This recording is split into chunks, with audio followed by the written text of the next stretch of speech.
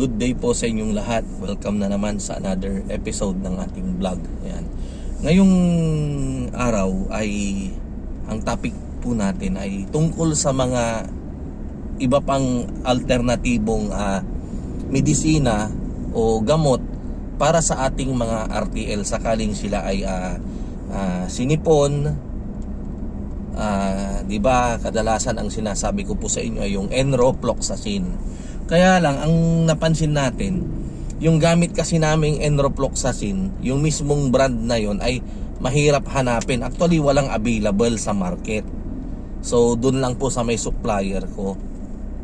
Kaya bumili man kayo ng enrofloxacin ay kadalasan minsan parang hindi umiepekto. Kasi nga mali yung hindi po siya ganoon ka-eksakto sa gamot na ginagamit natin. Yan. Sa presyo pa lang po talaga makikita na rin natin. Yung gamit po kasi natin 1,800 pesos po yung per liter, per bote. Samantalang yung mga benta diyan sa sa market may mga 600 plus, 800 ganyan. So hindi po siya yung kanyang concentration ay hindi po mataas, mababa. Ayan. So dati sinasuggest ko pag bibili kayo yung 20% yung kanyang concentration, kaya lang ganun pa rin. So kaya mas minabuti kong i-vlog na lang yung mga alternatibo na gamot kapag ang inyong manok ay nagkasipon. And so number 1 po, bukod sa enrofloxacin, i-try nyo po yung Aquadox. Yung Aquadox po, pula po yung kanyang pack. Makikita nyo po dyan sa Shopee, may available. Meron pong may malit na sachet na parang 200 pesos ata or 250 pesos yung malit na sachet. Sakaling yung RTL ninyo ay konti lang. Ayan. And then ito po ay tested na and proven na effective, So bukod po sa Aquadox, i-try nyo din po yung Romox Steel. Ito po yung pinakabago at na-try ng isa sa mga subscriber natin, gaya ni Sir Aaron Rigaspi. Ayan. Si Sir Aaron ay sinasabi niya na nagkakuraysa daw yung mga matatandang manok niya. So actually ang kuraysa kasi nag-uumpisa yan sa sipon, and then nagkakakuraysa, bumubukol po yung kanilang mata. Ayan. So hanggang sa ito ay mabulag. Bagamat wag po kayong mag-alala kasi yung manok na nabulag or yung manok na nagkakuraysa, kapag nagamot nyo naman yan ay babalik din po sa pangingitlog yan. Yan. So si Sir Aaron, sabi nga niya may manok siyang nabulag pero bulag yung isang kanyang mata pero nangingitlog pa rin daw. Ayan. So ang ginawa daw ni Sir Aaron dun sa namamagang mata ay inoperahan daw niya.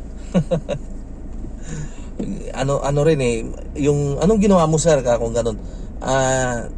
Inoperahan ko, pinalabas ko yung yung parang may mais daw sa kanyang sa kanyang may mais daw sa kanyang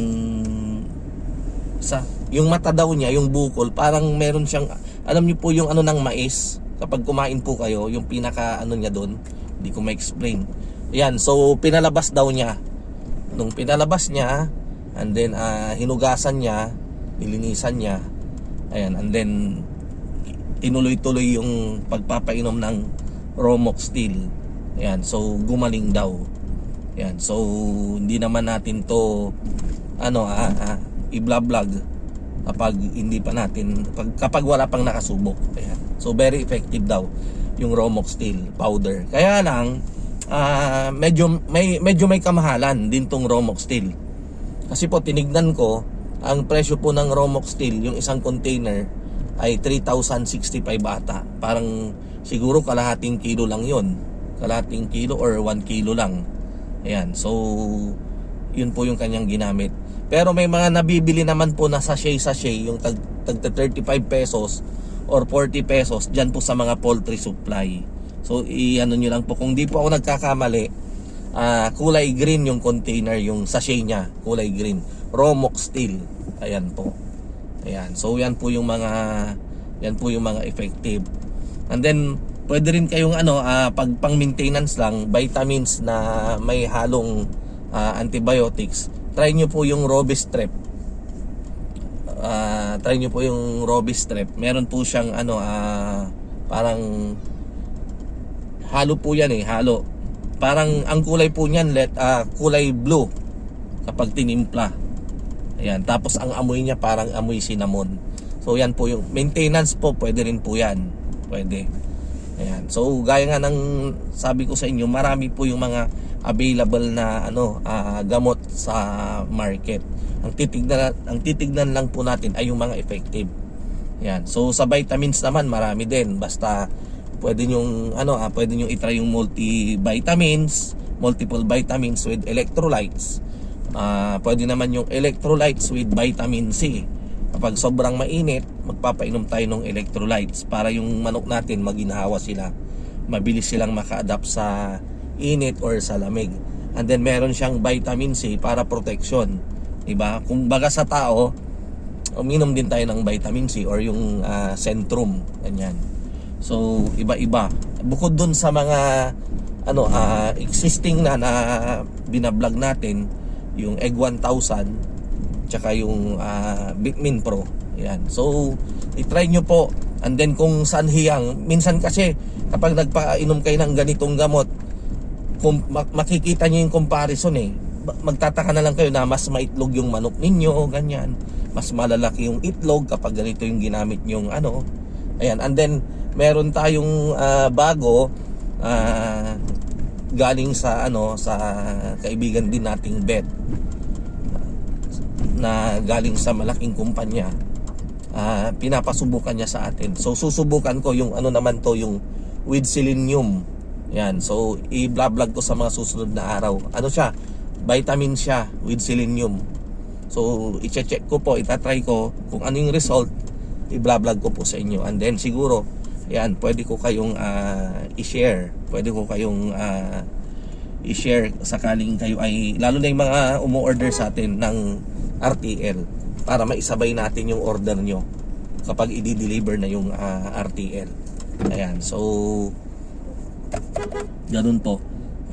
Andito na po tayo sa farm at inaantayin nating pagbuksan tayo ng gate. Ayan. So para sa inyong mga katanungan, mag-chat lang po kayo o mag-text lang po kayo sa 0927-427-1056.